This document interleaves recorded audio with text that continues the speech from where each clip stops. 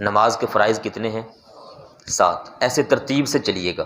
سب سے پہلا فرض تکبیر تحریمہ، سارے بولیے گا۔ پہلا فرض تکبیر تحریمہ، دوسرا فرض قیام، کھڑے ہونا، جو بندہ کھڑے ہونے کی طاقت رکھتا ہے اس پر کھڑے ہونا۔ تیسرا فرض قرات کرنا، امام کے پیچھے ہوں تو قرات نہیں کرنی ہوتی، جو تلاوت قرآن پاک یا ساتھ سورۃ فاتحہ وغیرہ پڑھی جاتی ہے، علیحدہ کو پڑھ رہے ہیں تو پھر سارا اس پر یہ لازم ہوگا۔ کتنے فرض ہو گئے؟ چوتھا رکوع، پانچواں سجدہ، دونوں سجدے یہ بار بار پھر آتے جائیں گے، اگلی رکعت میں بھی، پھر اگلی رکعت میں، پھر اگلی رکعت میں۔ جتنی رکعتیں پڑھنا چاہتے ہیں، 2 پڑھنی ہے 2 پڑھ کے بیٹھنا، 3 پڑھنی ہے 3 پڑھ کے بیٹھنا، 4 پڑھنی ہے تو 4 پڑھ کے بیٹھنا۔ یہ جو سب سے اینڈ پہ بیٹھنا ہوتا ہے اس کو کہتے ہیں قعدہ اخیرہ، قعدہ اخیرہ، آخر میں بیٹھنا، یہ بھی فرض ہے۔